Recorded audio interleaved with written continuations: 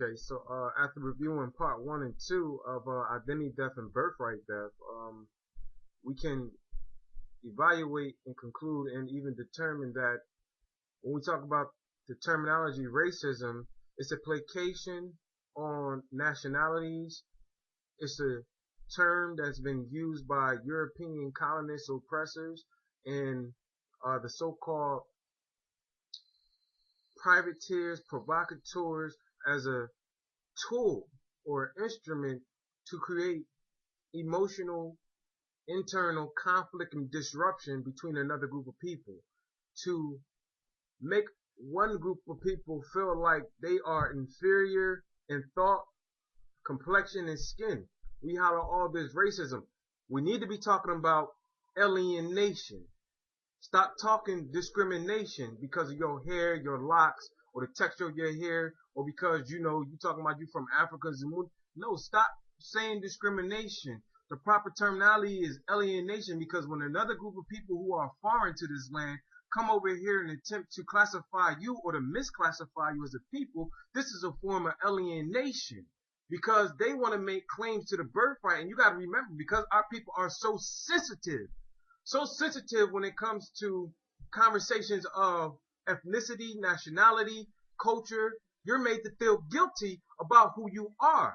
And then every time we look at the history that's been given to us from another group of people, it's always a perverted story about our people, or it's a story that's always about the traumatization or us being in an experience or in a condition that's unhealthy, such as being enslaved, or us constantly fighting and then measuring ourselves by European ideology and standards. And this is something that we have to learn how to purge and get ourselves from out of, and get ourselves from out of the yoke of the foreigner that's in your consciousness. And that's the issue.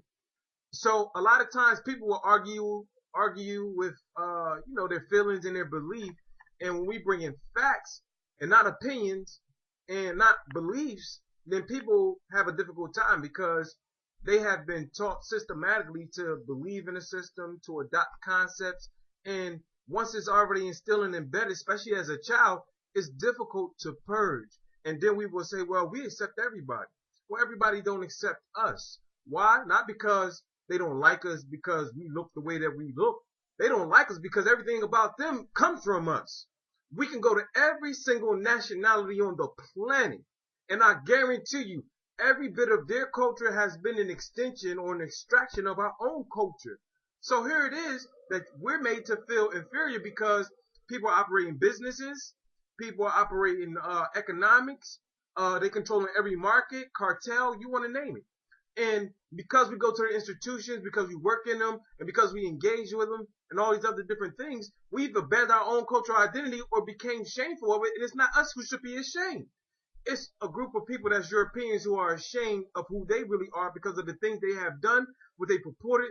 This is the people that we call the bastard race, because they have no origins. Because, of course, they are hybrid, not right or wrong. I got European friends, except for we're going to talk and have discussion, then I'm going to be very clear about who you are and who I am. It don't mean that I don't like you. It's not saying that it's racism. I'm identifying with who I am first. That's what I'm supposed to do. You don't see no ants walking around with bees talking about I want the bees to accept me, and I'm going to take over the ant hut. It ain't happening. And we have to start looking at nature as the example in which we supposed to be operating and conducting ourselves as a people.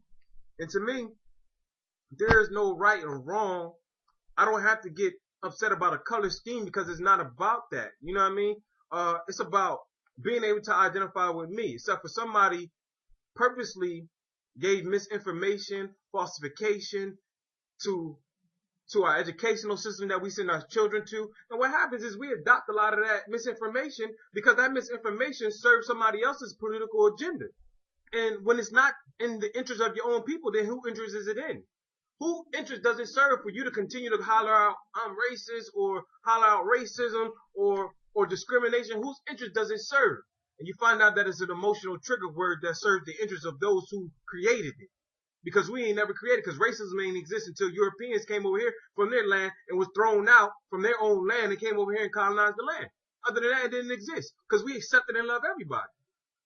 So, gotta evaluate what we learning, reevaluate ourselves.